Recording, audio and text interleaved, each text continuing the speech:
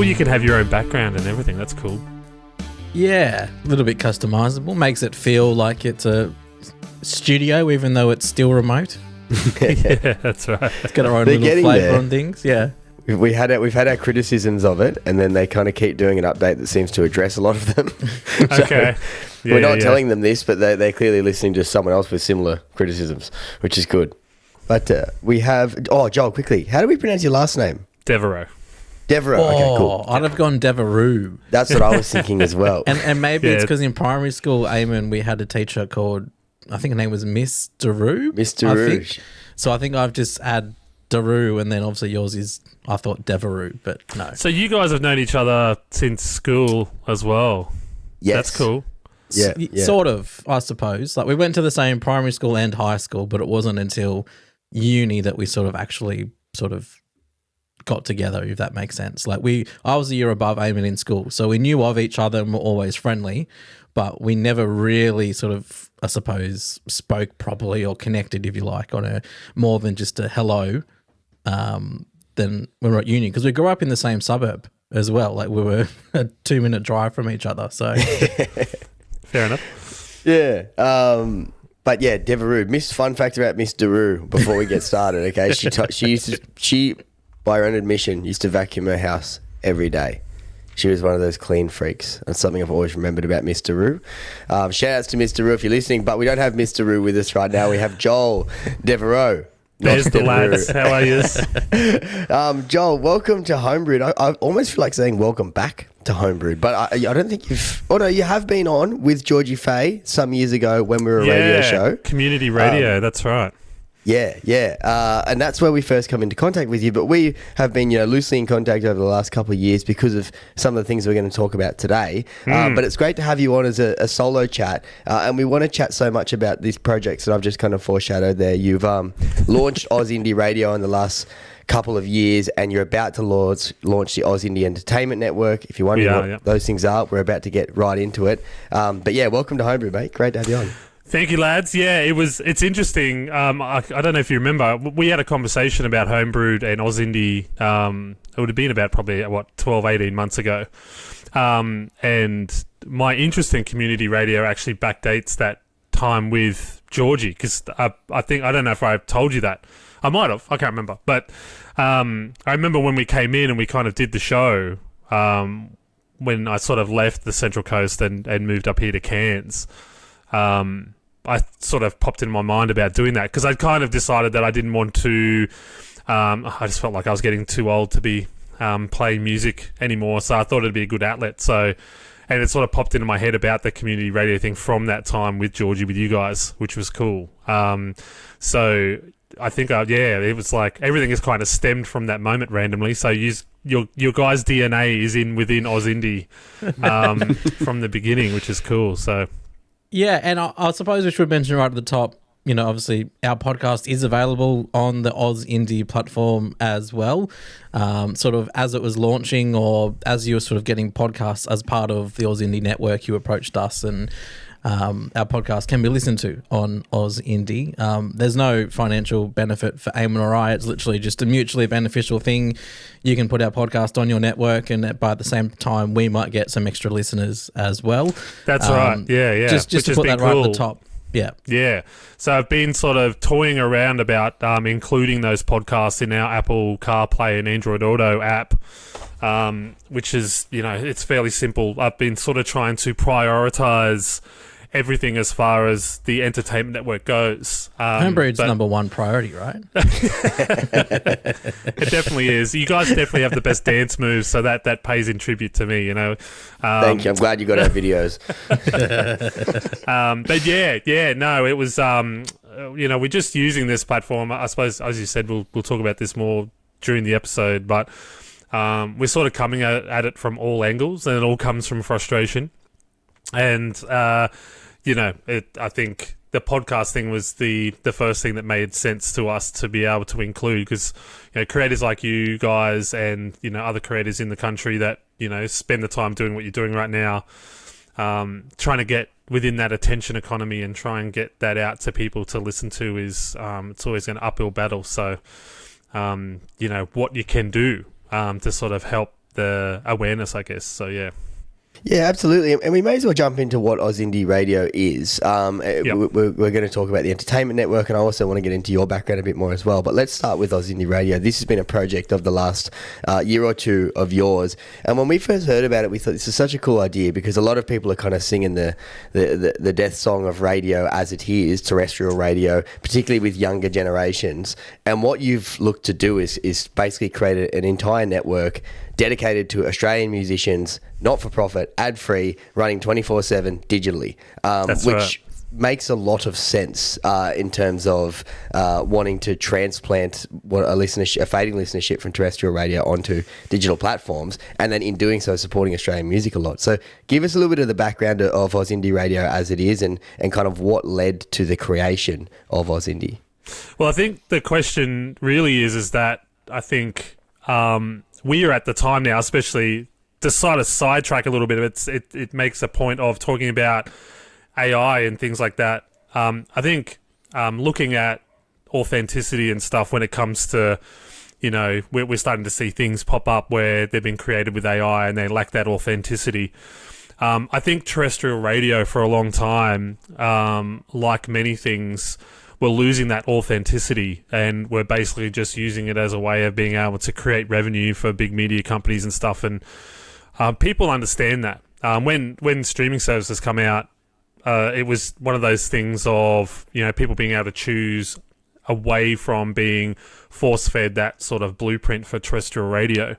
But I think within an economy of this kind of attention economy, as they call it, that people's wanting to have less choices in their lives means that things like radio is still important, but it has to be looked at in a different way. So OzIndi has gradually built up an audience so we are now averaging over 120,000 listeners a week now. Excellent. Which means a couple of things. It means, one, doesn't matter what the people up top say, people's desire for Australian independent music is very, very high. It also means our retention is over an hour now per user per day, which means that people are listening to it in the car more and more, mostly the car. So with Apple CarPlay has been a massive change for us because people just jump in the car, starts up. It also means because it's ad-free and, we sort of take those costs, that people like it because that authenticity is there. And in the end, like, say, podcasts like you guys or stuff that's produced from the passion and the love for it, it'll find its way back to people. And we wouldn't have gone ahead with the entertainment network if we didn't feel that desire for people wanting that awareness for Australian arts and culture. So, yeah. Yeah, we spoke in one of our music news episodes, maybe towards the end of last year. I want to say, I can't remember, but about this survey and data that had come out that basically was saying, well, yes, a lot of Australians are very hungry for Australian independent music, but they don't know where to look, and which just sounds crazy given that you have the majority of the world's music in your pocket at most times. But it spoke to this issue of algorithms, of visibility for artists and Australian Australian music as well. And people are able to find songs that they like via an algorithm that's fed to them, but that doesn't translate into Australian music, particularly knowing how they work. And something like OzIndi is an absolute avenue for people to do that. So we know the appetite is there for it. As you've referenced before, the data says there's appetite there for it. The crazy thing is people don't know where to look, even though, you'd think that would be the least problem that they would have now. And OzIndi kind of solves that problem, right?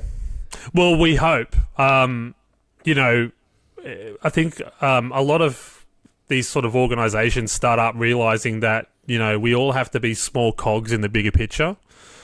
When me and Baz started doing OzIndi, we realised that we weren't going out there to change the world just by starting a radio station that only plays Australian independent music. But we felt like if we could do our part, then that's cool. Like, it takes a more of a sort of a blanket to kind of create that awareness. And we were doing that at community radio. We had a pretty bad time at community radio. We unashamedly, OzIndi came out from, I was the president of a community radio station and Baz was the treasurer.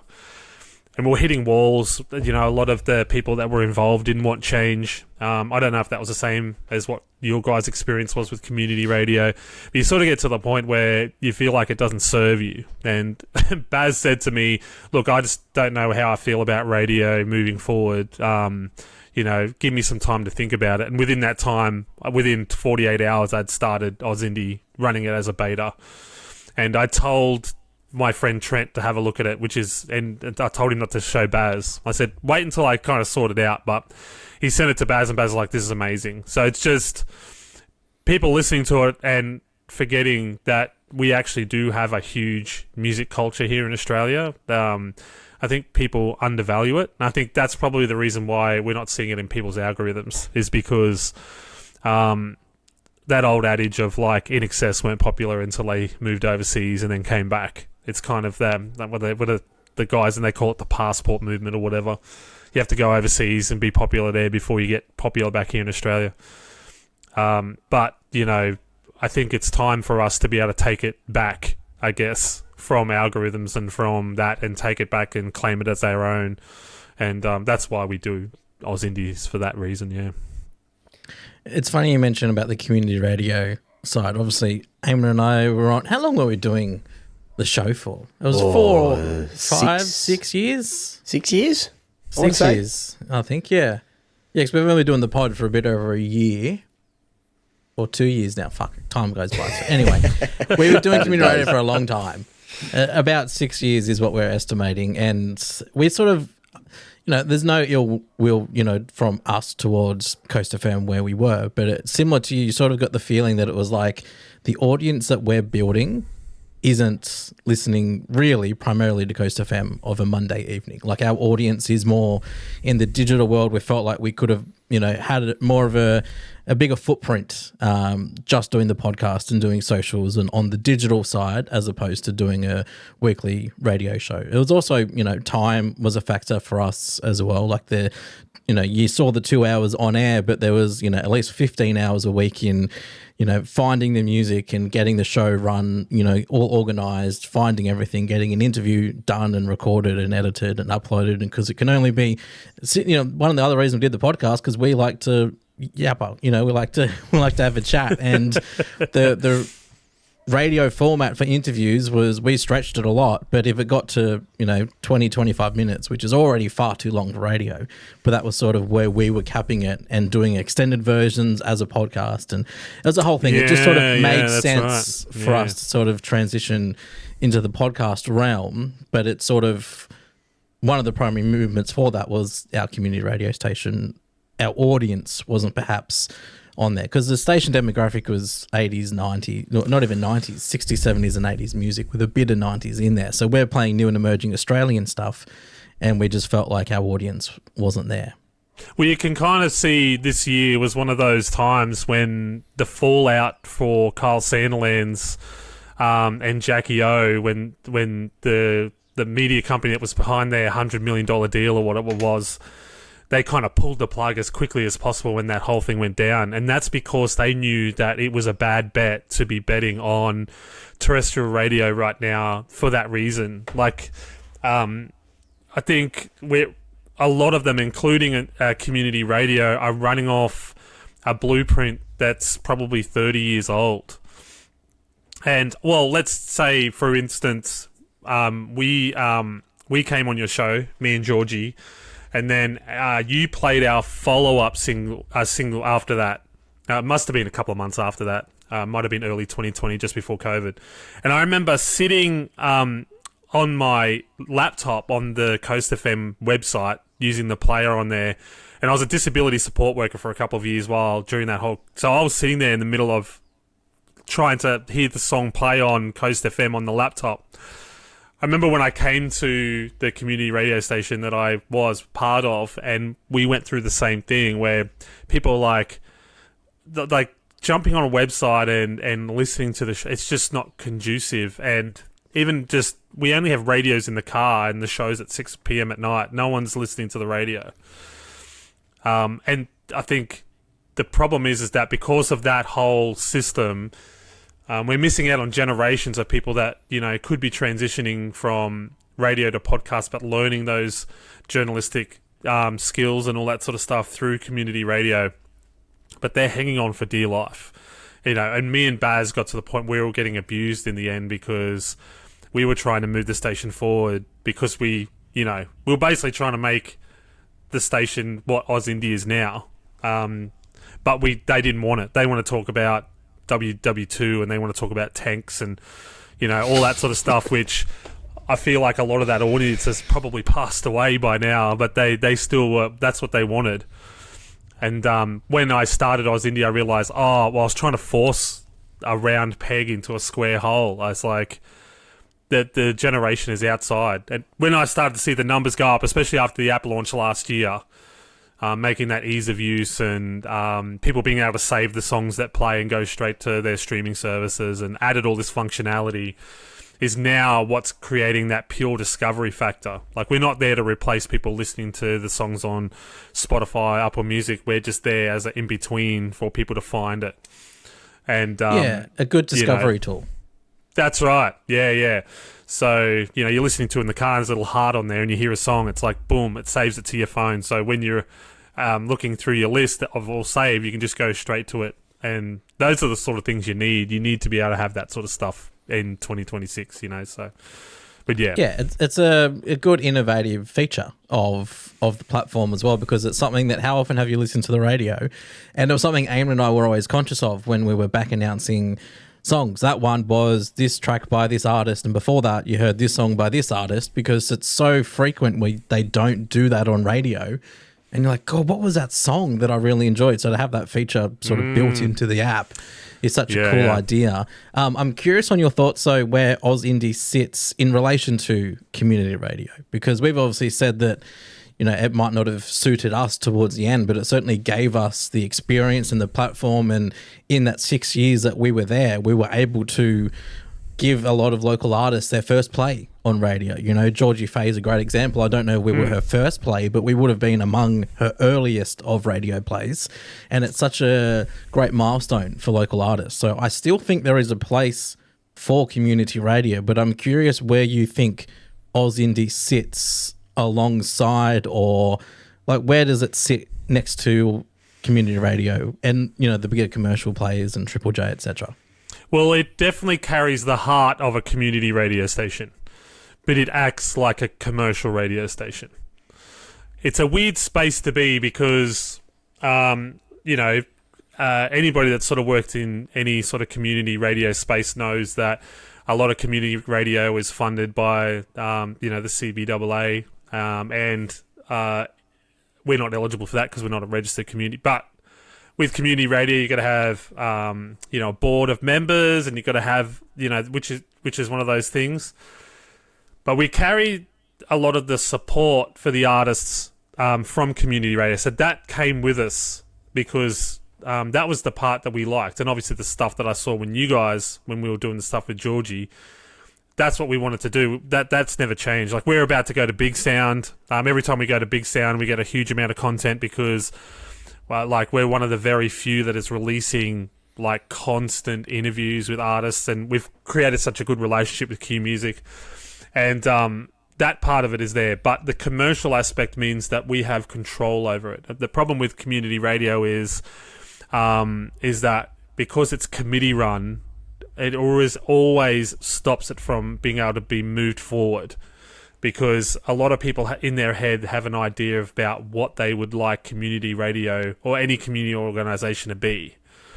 And that's an issue. So OzIndi has gotten to the point where it is in 2 years because basically I was given a blank check of creativity and whatever to build all these platforms, when Baz basically was just like supporting that, and then we just build on that.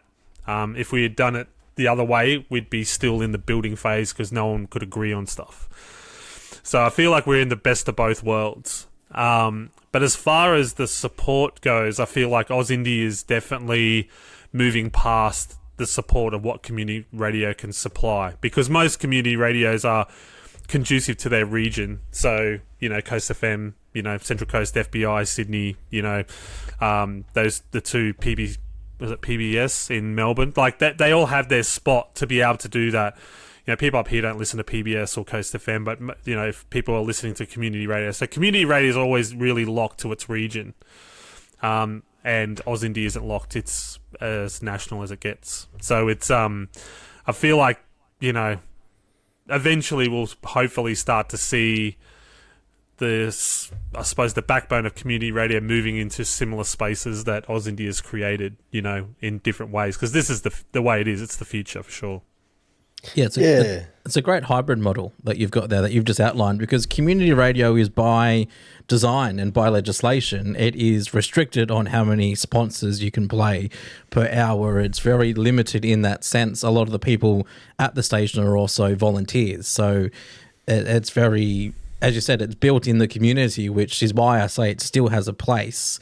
But in terms of, as you're talking about the evolution and the innovation of what you're doing, you can certainly see how it's separate, despite being built on community radio roots. Yeah, and I try not to be, because we left on such rough terms with the station, I try not to get into that headspace of like, with our listenership and our moving forward about that whole thing of like, well, if you would have listened, but it just wasn't meant to be.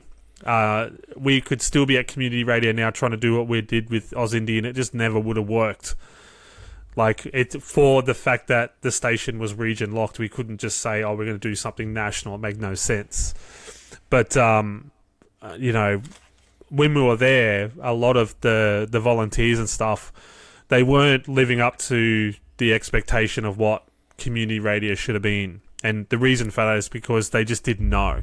Like, it's hard. 20 years ago, it was a huge privilege to be on community radio, and you would do your things, and, you'd have your local festivals and all that sort of stuff go on, and I did some community radio for a bit in Newcastle, so there was always stuff going on in Newcastle.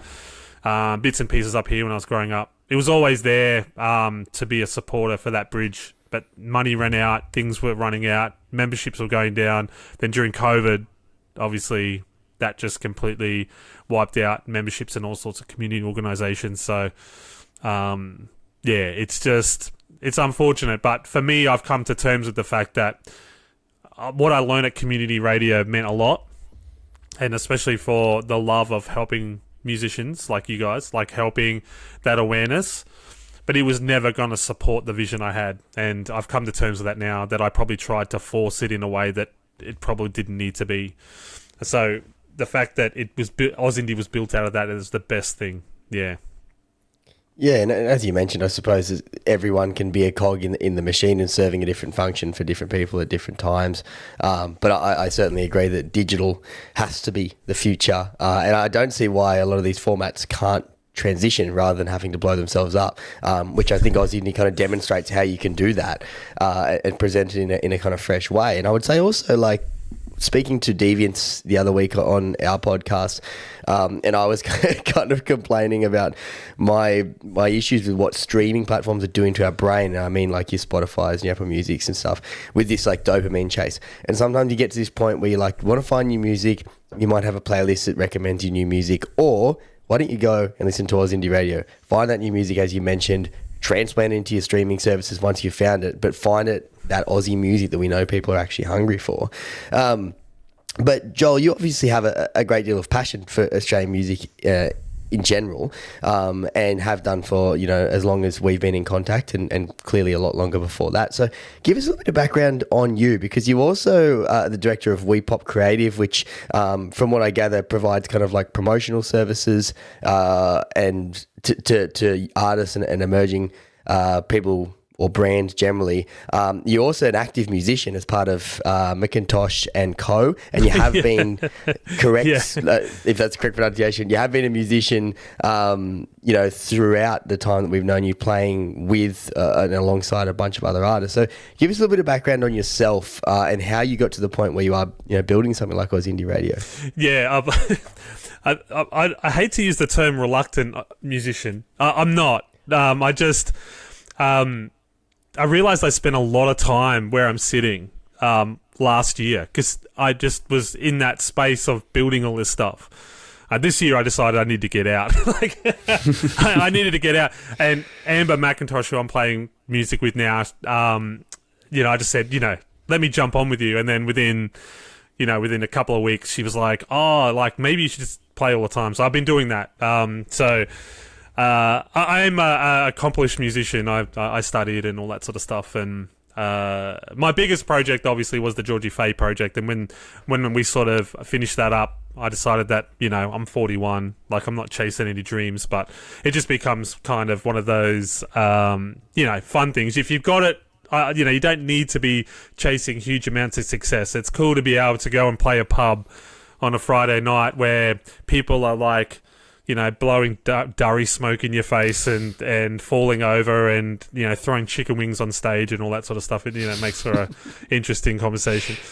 But yeah, music was it. But film is mainly where I that's where WePop is. But the film thing is where I decided to hang my hat. And I through Brisbane throughout the mid-2000s to the early 2010s was right in the mix where I was right at the top of my game.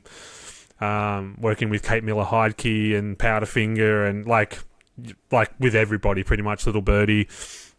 And I moved to Newcastle because I had to look after my grandparents, which was supposed to be 6 weeks but ended up being 10 years. But I ended up doing a lot of film, so a lot of corporate stuff. I had a space in Newcastle that I used to do a collaborative space for, but mainly film. But the music thing I always had was always my core. So I was like a film guy that was in the music industry. So it wasn't so much I was a film guy in the film industry. I was a film guy in the music industry. So a lot of the stuff I did was always music centric, I guess. And then it just sort of materialized after a couple of years off. I kind of had a break and did disability support when I was doing that stuff with Georgie. And then when I came back, I decided that I moved back here where all of my creative friends live, so I just sort of jumped back into it. The network comes from that. So the radio came from frustration with community radio, and the network came from frustration as a filmmaker because I'd spent a bunch of money and I shot a couple of short films and I didn't get into hardly any film festivals. And I decided to create this platform for the exact same reason I created OzIndi Radio. Was a lot of filmmakers just create films and wander around with their tail in their legs. They have less opportunities than musicians in Australia. So I created it for what I would like to be as a filmmaker. But now the network is now covering all arts and culture. So all of a sudden they have a streaming platform that's like your commercial ones, but now is there for professional development and to have a world-class 4K codec and everything where they're able to showcase their work and stuff. And there's no paywalls and subscription fees and all that sort of stuff. So that's where we're at the moment. It's I'm sort of attacking it from all sides at this point. Keeping yourself busy, that's for sure. And you kind of foreshadowed it there. I mentioned there it's OzIndi Entertainment Network, which is born from or adjacent to OzIndi Radio, but separate in and of itself. It's launching on the 7th of August. So at time of recording, we're recording on the 27th of July, so you're not far away at all. So you did give a bit of a preview there, but give us a run through of what the OzIndi Entertainment Network is, because seeing it, we just thought, we talk about music, but we talk about art as well, and creativity generally, and what an awesome space to showcase that generally across the board. So give us a little bit of a rundown of what to expect with OzIndi Entertainment Network. So we're looking at it to be a state and federally funded project, mainly because, and not to run it, because the cool thing about this is that I'm a super nerd and I've created all of this stuff without needing a team. So there's no overheads. And me and Baz, we've sort of just covering the costs because we don't care. We don't want to monetize it. But we want to be able to work out with the screen guilds and stuff around Australia for them to be able to offer up funding for filmmakers to create content exclusively for this network. So, for example, say you two guys decided that I think it'd be really cool to sort of show what it takes to to make this podcast and the history between the two of you. Knew each other through high school. Sort of got to a point where you started doing community radio and what it takes to build to this point.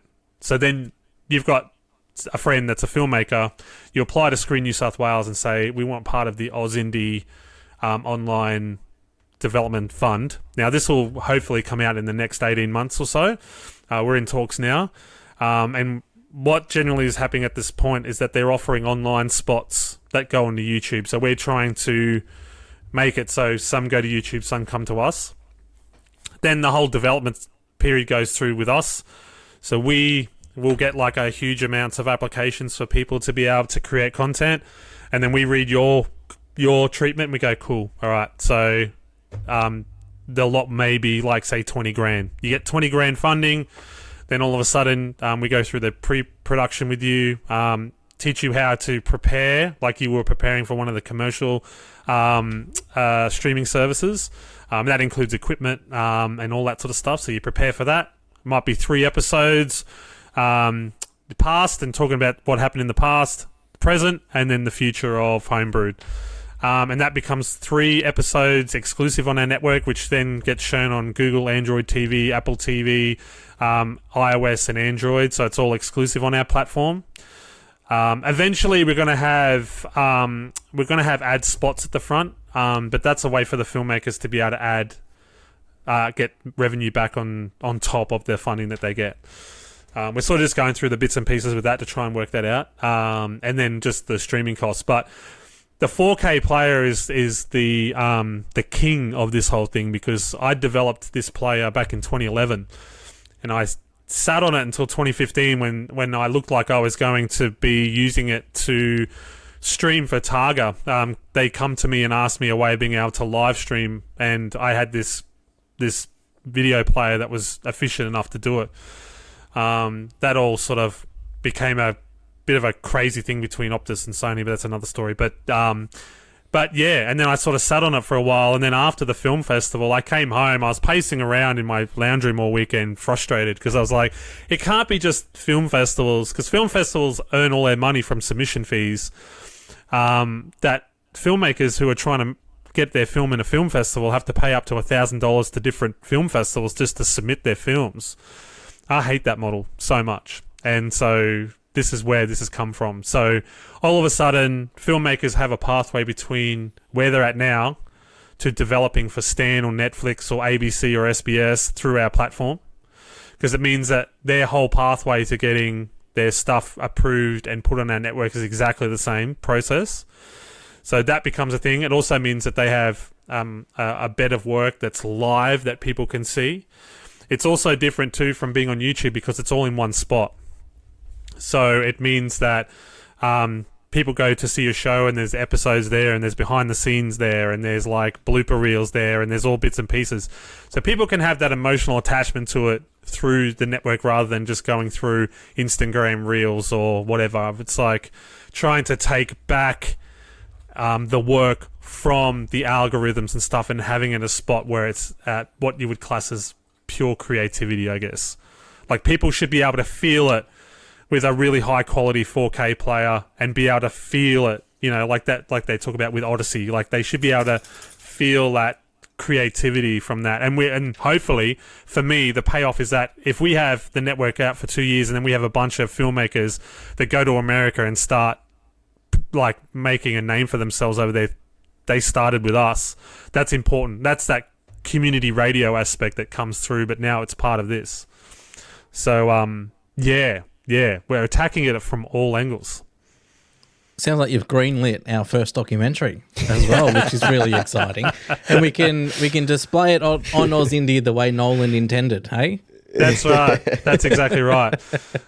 So that's basically, that sums it up. And, you know, it's not just curated content. Like, people can submit stuff that they've done before. So when it launches, we've got a bunch of different things that people submitted that we've approved to go on there, and they just upload it through our upload page as a master file, and then they can dress it all up as much as they like.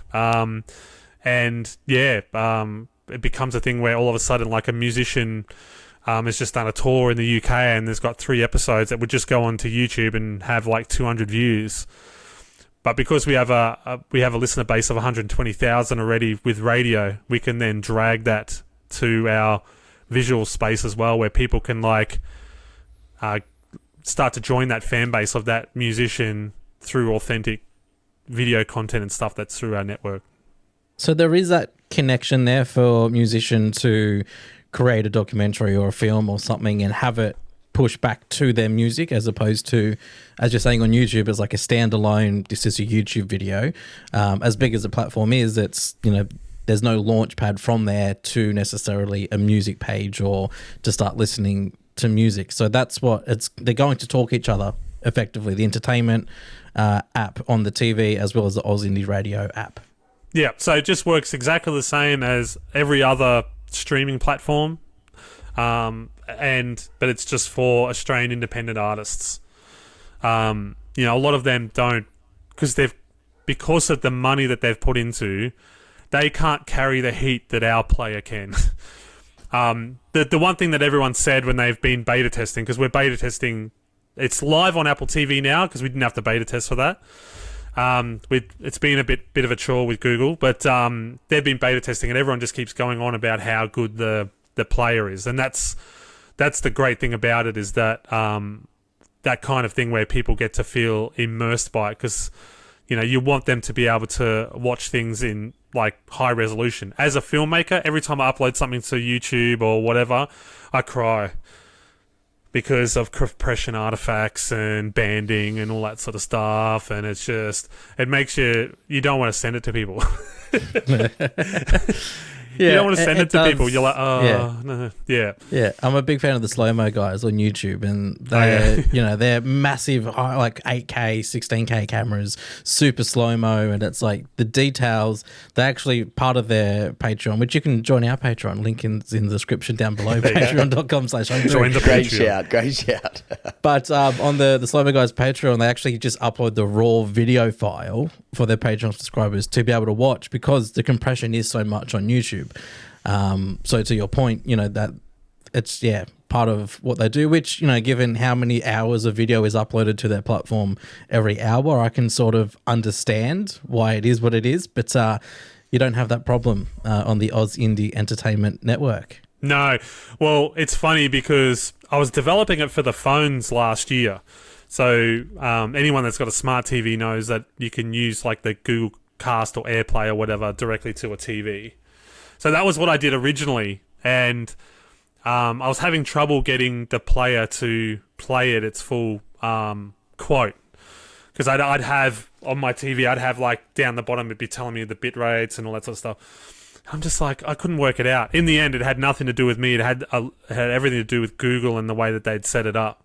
By the time my player, after I'd continued to tweak it to get it better, became native on the TV or whatever, it's like, it runs, for all the nerds out there, it runs at about 68 megabits a second, and it can run at full quote on a 14 megabit NBN connection. So if you've got like even just a standard NBN connection, you should be able to get 4K, because the server's based here in Australia. So we can just cater to Australia. So that's why I can get such high bit rate and speeds and stuff. But there's no banding, no artifacts. You know, people give me their master files or whatever, and it's basically almost identical. But yeah, it's also 10-bit as well, which is something that's pretty rare. But if you, for instance, I think YouTube's, even though it's gotten a lot better, I think it's still only running at about probably 20, maybe 18 or 20 megabits a second. And people, you know, it's a bit nerdy that, but subconsciously people realize if you're going to sit down and watch something and it comes at you, it makes it more of an emotional experience than sort of just flicking through random stuff on YouTube. It just really does. Yeah, and the current conversation around Odyssey, I think, demonstrates that completely, because so many people have mentioned exactly that when talking about the film. So there's, again, clearly an appetite for it. And also for filmmakers too, it's like what you're speaking about, this issue of exposure. They go to the effort, they spend the money on their equipment to produce and create a film, and then they're expected to spend more money just to have the, to hopefully gain exposure by submitting to a range of film festivals. To bridge that gap is a very, very unique space to occupy, as far as I know. And we know, and I've worked with some good local filmmakers, good friend of mine, Kurt McGowan, and Jake Brennan as well, who helped us put together some video content. Fantastic, talented people with a lot of expertise and a lot of equipment, and to have somewhere for their creative works to go that isn't getting lost in the noise of YouTube or trying to get that attention economy that you mentioned earlier on social media, I think it makes a whole lot of sense, and offers a space that, as far as we're aware, it hasn't existed within Australia. Well, I don't think it's existed anywhere. During the research before I built it, it's I think at this stage a lot of people have just sort of given up. I think I don't know what it is. I think I was having a conversation with this because a lot of the stuff I do with WePop, I do a lot of seminars, so I fly around the country and we do a lot of seminars talking about digital media, and it sort of has now turned into this music talk thing. But I think we live in a time now where people are like just naturally and perpetually distrusting of everything. So it's like, oh, I can listen to Homebrewed podcast, but are they going to put adverts in the middle of that? Is they going to try and sell me an ad to like Suncorp Insurance or something like that? I probably don't want to take the risk with that. It's like, oh, I can listen to this new thing, but are they going to get me to they're going to charge me $6 a month if I like it behind a paywall? And the problem they're going to push us to their bloody Patreon, the bastards. Patreon's different. I watched a thing with Jack Conte a while back. He came to Australia. He's really cool. But anyway, Patreon is actually the very first one of trying to create a creator economy outside of algorithms. I remember when he talks about Pompaloose. I don't know if you've ever seen Jack Conte, the CEO of Patreon. He talks about him and his wife started Pompaloose, which was this band on YouTube during when it first started, and they created a massive fan base and creator culture through YouTube, and then they lost it all when they decided to turn the algorithm or that on in the early 2010s. That forced him to make Patreon for creators to be able to create that creator economy outside of these platforms for that. Mad respect to Jack. But anyway.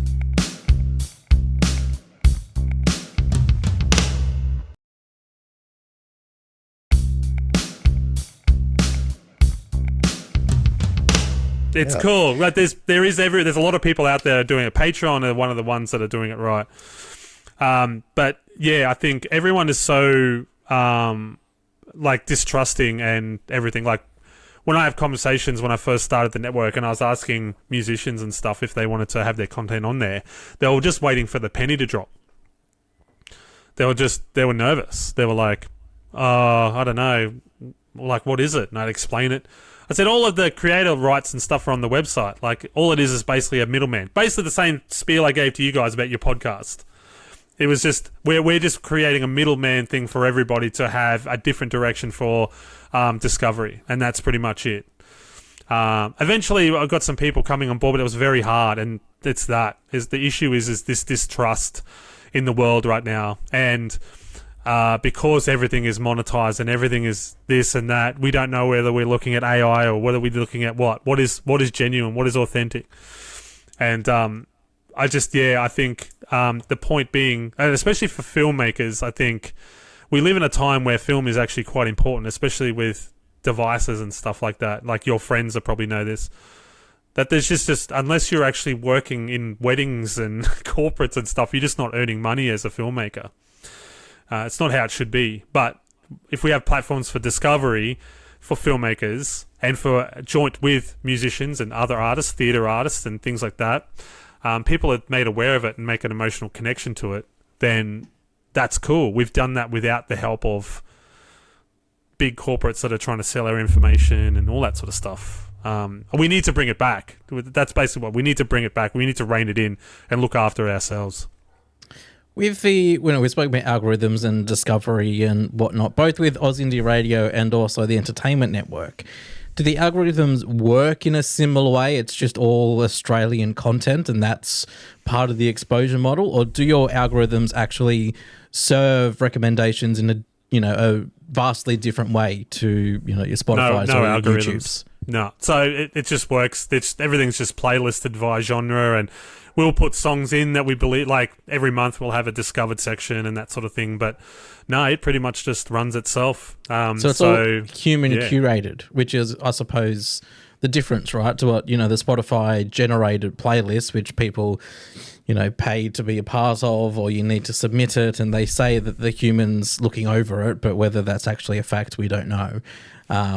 Where you're saying everything on OzIndi Radio and also the Curated Network is purely human curated playlists and recommendations based on what actual people and fans are enjoying. Yep, and I have to listen to every single song, and I think we have... at the moment, we've got about 7,500 tracks on OzIndi, and I've heard every single one of them. Because they all have to be catalogued as well. 12-piece violin album coming your way too, so we hope you're ready. Yeah, but the amazing thing is that, like, the amount of stuff that I reject is probably, I'd say, less than 3 or 4%, and generally it's to do with production. I'll let most things go, but everyone's learnt. Like everybody's learnt that everything needs to be at a certain level, and the way the production is. It's fascinating listening. I'll get like about 200, 300 songs through a month, and through that you're probably looking at 3 or 4 that don't make the cut because they're too quiet or the singer's off key or something like that. But the majority of them is pretty amazing. Yeah. Yeah, it's fantastic, and I was fascinated by your trust. The point that you made earlier, because we spoke to Dan Gooden, who's launched Coral. I don't know if you're aware of Coral, which is kind of like I don't know if we call it Patreon adjacent. It's basically just a platform where you can join communities of people who like particular artists and then dedicate a bit of money to that artist every month, and there's nothing more to it. It's much like yourself. There is nothing hidden behind it. It's just one person who wanted to build a platform that helps support artists. And he's approached artists and be like, look, I've been collecting money for you for the last 6 months. You have this much. What are your bank account? I'm going to start transferring it to you. And they go, not interested, thank you. And it does speak to that issue of trust, which you can understand because so often people are trying to sell you something or exploit you. And we know that's, particularly when it comes to social media and online spaces, if it's free, then it's not really free because with a lot of these big corporations, because your data is being harvested and sold and whatever else. So I think it's great that there's platforms out there that are hopefully changing people's relationship with trust and understanding of one another and what people's intentions actually are, which is really cool. If you're an artist as well, and it's worth mentioning that OzIndi Radio is fully licensed through APRA, AMCOS and the PPCA, but if you're an artist or a filmmaker or whatever and you wanted to submit to the OzIndi network, whether that be the radio or the entertainment network, what's the process? Yeah, so you can submit tracks just on OzIndi.